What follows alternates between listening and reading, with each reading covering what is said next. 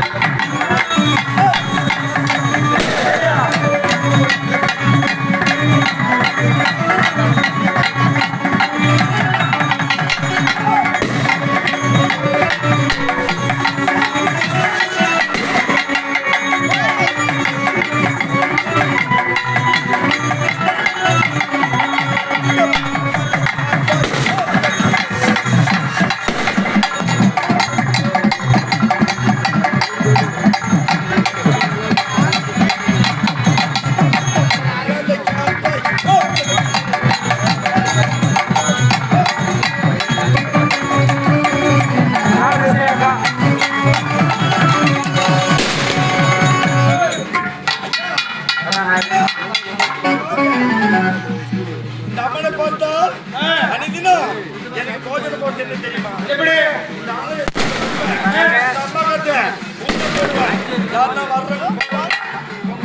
வச்சா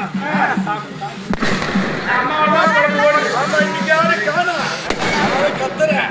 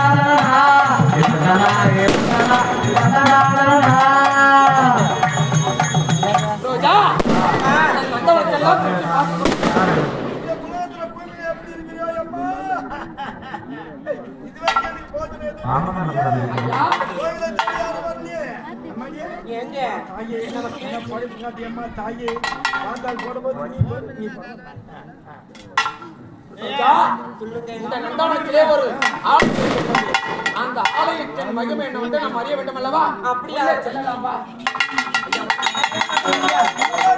ஆமா, யார் நீங்க? நல்லா இருங்க, நல்லா இருங்க. எங்க வந்தீங்க என்ன வச்சு ஐயா ஏமா நீ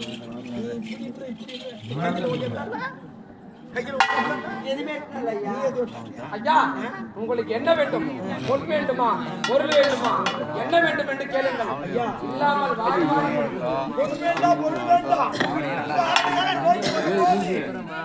தெய்வார்த்த தந்தைகள் கொண்டு வருவாய் என்று நினைத்தேன். அதிலே பொங்கல், வாழைப்பழம் இதையெல்லாம் கொண்டு வருவாய். ஐயா உங்களுக்கு நாங்கள் தர வேண்டிய சன்மானத்தை தருகின்றோம். ஆனால் ஒன்று என்ன ஐயா உண்மைதான்.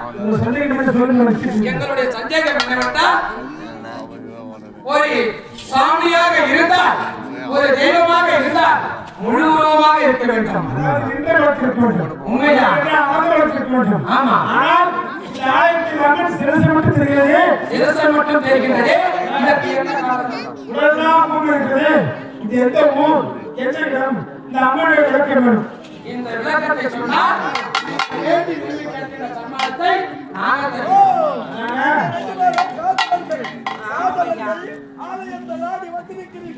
இந்த இடத்திலே மார்க்கெட்டை சுற்றினா மதிக்குமோ மதிக்காதோ, நம்முடைய வாழ்வு நிலங்குமோ நிலங்காதோ, சந்தேகம் காட்சியளிக்கிறது. அதனால் உனக்கு சந்தேகம் உண்மைதான். அது மட்டும் இல்லாமல் இந்த அம்மனுக்கு சக்தி இருக்கிறதா இல்லையா, அதை உயிர் இருக்கிறவங்க கூட்டு இருக்கிறது. சிரசு மட்டும் போய் பார்த்து கொடுக்கிறது. இந்த அம்மன் கையில் என்ன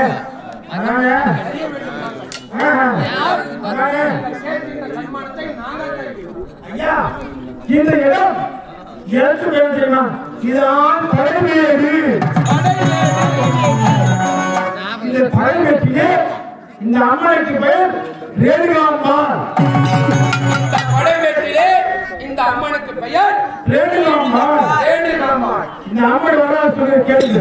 இந்த அம்மன் பிறந்ததே வெள்ளிக்கிழமை. வெள்ளிக்கிழமை. இந்த அம்மன் உருவானதோ வெள்ளிக்கிழமை. வெள்ளிக்கிழமை.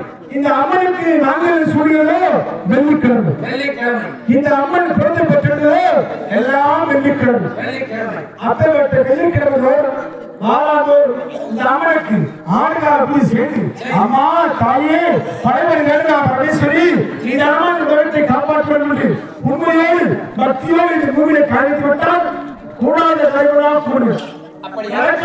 நடக்கும். மாபெரும் சக்தி படைத்தாலே தான் இந்த பழமேடு ரேணுகா பரமேஸ்வரியார். அப்படியா? ஆமா. இதன் வரலாறு இன்னும் அவ்வளவுதானே.